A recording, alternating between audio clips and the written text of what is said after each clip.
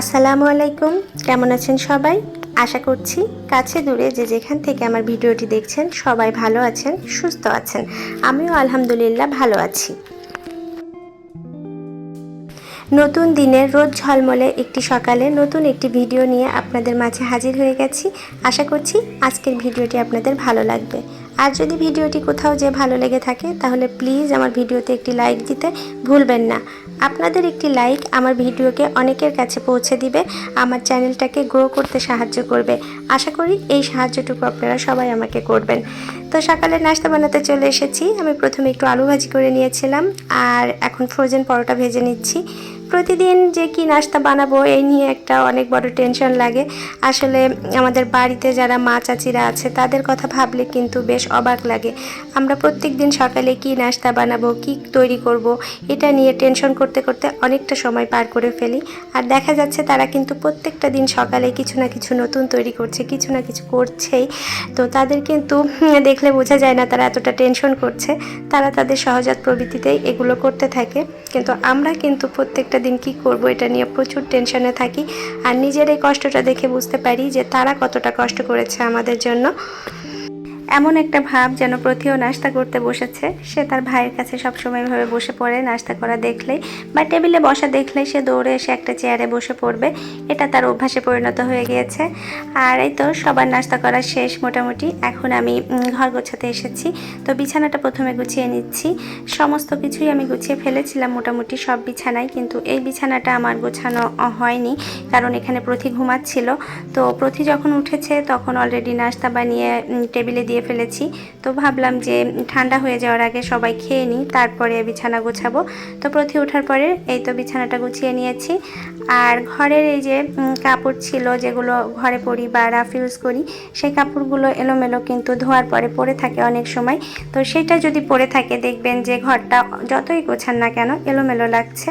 তো এই রাফ ইউজের কাপড় চোপড়গুলো গুছিয়ে যদি উঠিয়ে ফেলা যায় দেখা যায় যে বেশ ফ্রেশ লাগছে ঘরটা তখন।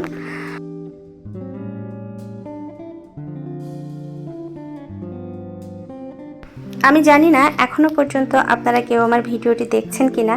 যদি দেখে থাকেন তাহলে প্লিজ আমার চ্যানেলটি সাবস্ক্রাইব করে আমার পাশেই থাকবেন।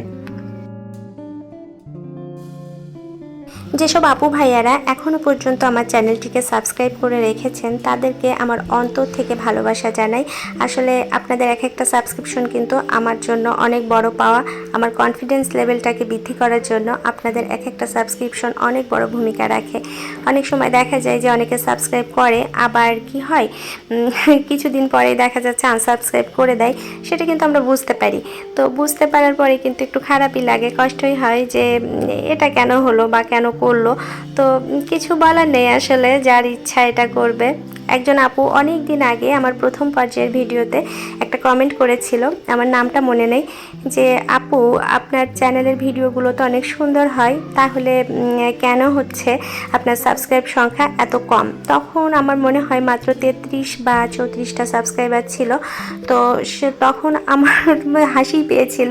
আসলে সাবস্ক্রাইব কেউ করবে কিনা এটা তো আমার হাতে নেই, আসলে সেটা তাদের হাতে। আমি আপুকে বলেছিলাম যে আপু এটা তো আমার হাতে নেই, এটা আপনাদের হাতে। আপনারা যদি সাবস্ক্রাইব করেন তাহলে বাড়বে, না হলে কমবে, এটাই তো স্বাভাবিক ব্যাপার। যখন এই ধরনের ঘটনা ঘটে তখন কিন্তু বেশ খারাপ লাগে। খারাপ লাগে না তা বলবো না আমি, কারণ আমাদের মতো ছোট চ্যানেল যাদের, তাদের কিন্তু এক একটা সাবস্ক্রাইবার অনেক বড় প্রাপ্তি। প্রতিদিন যদি একটা সাবস্ক্রাইবারও আমরা দেখি যে বেড়েছে তখন কিন্তু অনেক প্রশান্তি লাগে মনের ভেতরে। কিন্তু যখন হচ্ছে দেখি যে না বাড়েনি, আর তার থেকেও কষ্ট লাগে যে যখন দেখি যে একজন সাবস্ক্রাইব করে পরবর্তীতে আবার আনসাবস্ক্রাইব করে দিয়েছে। আসলে সেটা তো বোঝা যায় যে কে করেছে বা কি করছে।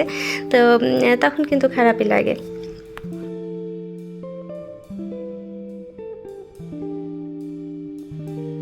দোষ গুণ ভুল ত্রুটি সব কিছু মিলিয়েই কিন্তু একজন মানুষ। তো কোনো মানুষ শুধুমাত্র গুণের অধিকারী হতে পারে না, বা কখনো শুধু দোষের ভাগিদারও হতে পারে না। দেখা যাচ্ছে যে একজন মানুষ সবসময় যে সঠিক সিদ্ধান্ত নিচ্ছে তা কিন্তু না, কখনো কখনো তার দ্বারা ভুল সিদ্ধান্ত ভুল কথা হয়ে যাচ্ছে। তো আমার আজকের কথার মধ্যে কেউ যদি কোনো ভুল ত্রুটি পেয়ে থাকেন তাহলে প্লিজ ক্ষমা সুন্দর দৃষ্টিতে দেখবেন, এটুকুই আশা আপনাদের কাছে। আজকে দুপুরে আমি কোনো রান্নাবান্নার আয়োজন রাখিনি, এ কারণে এই যে কাজগুলো খুব ধীরে সুস্থে সুন্দর মতো করতে পারছি, কোনো টেনশন নেই। রান্না থাকলে কিন্তু এই কাজগুলো এত আরাম করে করা যায় না, তড়িঘড়ি করে করতে হয়। আসলে বাসায় আজকে দুপুরে খাওয়ার মতো কেউ নাই, যেমন প্রয়াস স্কুলে, প্রয়াসের বাবা অফিসে, আবার আমার যে বোনের ছেলে এসেছে, ওর এক্সাম আছে, ও ভার্সিটিতে চলে গেছে।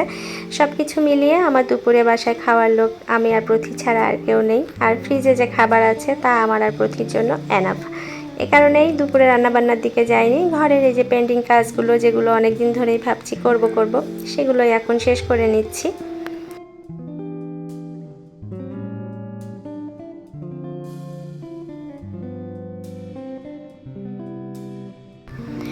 এখন বিকেলবেলা, আর এই যে দুধটা কিন্তু আমি সকালে চিনি দিয়ে জাল করে রেখেছিলাম, এখন শুধু গরম করে নিলেই হবে। মোটামুটি যতটুকু কমানোর কমিয়ে রেখেছিলাম, আর ভেবেছিলাম সন্ধ্যায় একটু সেমাই রান্না করব, কিন্তু বিকেলবেলায় একজন মেহমান এসেছেন হঠাৎ করে, তো ভাবলাম সেমাইটাই রান্না করে ফেলি, সাথে চা হলেই হয়ে যাবে। উনি আসলে তেমন কিছু খানও না, আর চলেও যাবেন, খুব অল্প সময়ের জন্য এসেছেন, এ কারণে ঝটপট যেটা সম্ভব সেটাই করছি আর কি।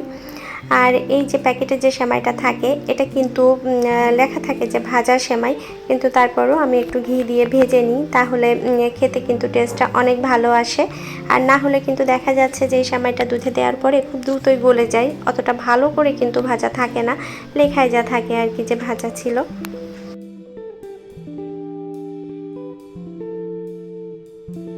আমার নিজের সংসারে যেদিন প্রথম আমি এই সেমাইটা রান্না করেছিলাম, সেদিনের কথা মনে হলে আমার আজও হাসি পায়। আজ হাসি পাই ঠিকই, কিন্তু সেদিন মোটামুটি আমি কান্নাকাটিই করেছিলাম, কারণ সেমাইটা একদম হালুয়া টাইপের হয়ে গিয়েছিল। যেহেতু প্যাকেটের গায়ে ভাজা লেখা থাকে, ভাজা সেমাই, এ কারণে আমি আর ভাজিনি, আর একটু বেশি সময় ধরে জাল করার কারণে সেটা হালুয়ার মতো হয়ে গিয়েছিল। আমি ভেবেছিলাম যে প্রয়াসের বাবা হয়তো আমাকে বকাঝকা করবে, রাগারাগি করবে, তো না, তিনি আর বকাঝকা করেননি, রাগারাগি করেননি। কারণ হচ্ছে কি আর বলবে, প্রথম প্রথম রান্না করেছি, যেটা রান্না করেছি সেটাই তার কাছে ভালো লেগেছে, এই আর কি।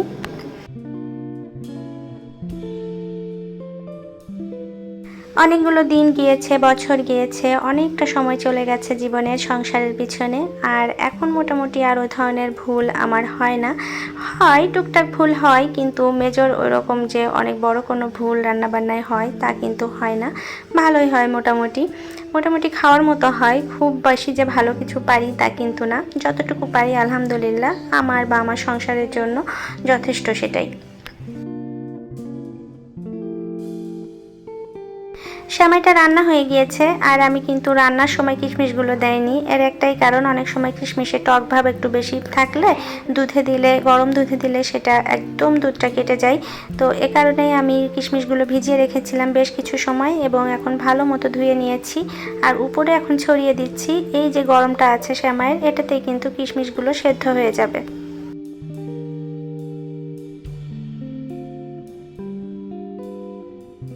আমার মেহমান যেহেতু চলে যাবে, তো এই কারণে তার জন্য আলাদা পাত্রে আমি ঢেলে নিয়েছি, আর বাকিটা বড় পাত্রে ঢেলে রেখেছি, পরবর্তীতে খাওয়া হবে রাতে আর কি। আর ওনার জন্য এখন চাও তৈরি করে নিয়েছি, সাথে সাথে সেমাই আর চাটা এখন দিয়ে দিব। আর উনি যেহেতু চলে যাবেন, বেশি সময় থাকবেনও না, ওনার জন্য তেমন কিছু আমি করিও নি। এই সেমাই আর চাটা দিয়েই আজকের মতো মেহমান বিদায় করেছি আমি।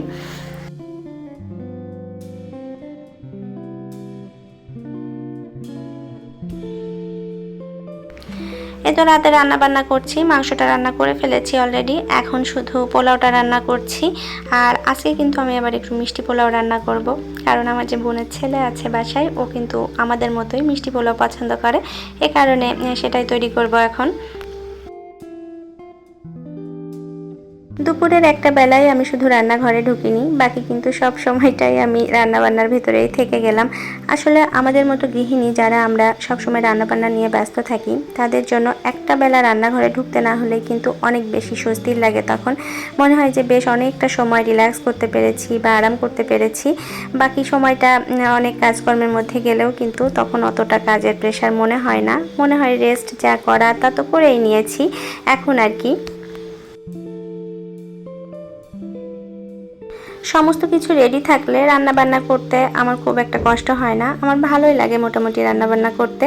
কিন্তু এই কাটা বাছা সব কিছু গোছানো এটাই যেন আমার কাছে অনেক বড় কষ্টের মনে হয় যে এই কাটা বাছাগুলো যদি কেউ করে দিত তাহলে রান্না আমি ঝটপট করে ফেলতাম।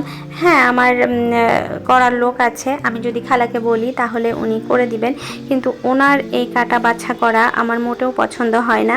ওনাকে যদি পেঁয়াজ কাটতে বলি উনি মোটা মোটা করে কী যে কেটে রেখে যায় আল্লাহই জানে। আর যে কোনো সবজি কাটতে বললে মানে আমি দেখিয়ে দিলেও আমার পছন্দ মতো উনি কাটতে পারেন না। সেক্ষেত্রে আমার মনে হয় যে এই মাথার ভেতরে ঝামেলা নেওয়ার থেকে নিজে করাই ভালো। এ কারণে আমি আর ওনাকে দিয়ে কোনো কিছু কাটা বাছা করাই না। পেঁয়াজ যদি কখনো মানে কাটাতে হয় তাহলে শুধু বলি যে একটু ছিলে পানিতে ভিজিয়ে রেখে যান, বাকিটা আমি কেটে নিব। কারণ উনি যেভাবে পেঁয়াজ কাটবে ওটাতে আবার আমার হাত লাগাতে হবে এবং তখন কিন্তু জিনিসটা সুন্দরও হবে না, সবজিও তাই। এ কারণে আমি আর ওনাকে কিছু বলি না। আর এই যে এখন আমি পোলাওতে বেশ খানিকটা চিনি দিয়ে দিচ্ছি। এই চিনিটা কিন্তু এইভাবে দিই না, এই চিনিটা অন্য সময় বেরেস্তার সাথে চিনি দিয়ে মাখিয়ে সুন্দর মতো ভেতরে দিয়ে মিশিয়ে ফেলি পোলাওয়ের। তো আজকে কি হয়েছে, আমার বেরেস্তা করা নেই আর আমার করতেও ভালো লাগছে না, এ কারণে আমি ঝটপট এভাবেই করে ফেলেছি একটু চিনি দিয়ে। যাই হোক, মিষ্টি বলে কথা, মিষ্টি হলেই হবে, তার বেশি কিছু লাগবে না। আর এই যে পোলাওটা এখন কিন্তু অনেকটা চটচটে লাগছে, মনে হচ্ছে আঠালো হয়ে গেছে, কিন্তু খাওয়ার সময় দেখা যাবে যে এটা অনেক ঝরঝরে হয়ে গেছে। ঠান্ডা হলে কিন্তু ঝরঝরে হয়ে যায় এই পোলাওটা, কারণ মিষ্টি দেওয়ার পরে তো আর চালটা গলে না।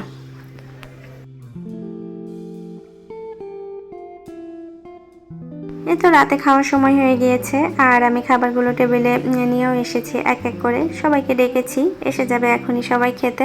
এই সময়টা আমার বেশ ভালো লাগছে। অন্যান্য দিন পরশের বাবা আসতে অনেক দেরি করে আর রাতের খাবারটা মোটামুটি আমাদের দুজনকে আলাদা খেতে হয়। আমি যেহেতু অনেক সকাল সকাল খাই, 7টা 7:30টার ভেতরে আমি খেয়ে নিই, আর পরশের বাবা তো আসতে আসতে 10টা, সেক্ষেত্রে তারও একা খেতে হয়, কারণ পরবর্তীতে তো খাবারটা আর আমি খাই না। তো আজকে মোটামুটি সবাই একসাথে খেতে পারবো, এটা একটু ভালো লাগছে আর কি। তো এই ভালো লাগার অনুভূতি নিয়ে আপনাদের কাছ থেকে বিদায় নিয়ে নিচ্ছি। দেখা হবে নতুন কোনো ভিডিওতে। ভালো থাকুন, সুস্থ থাকুন। আসসালামু আলাইকুম।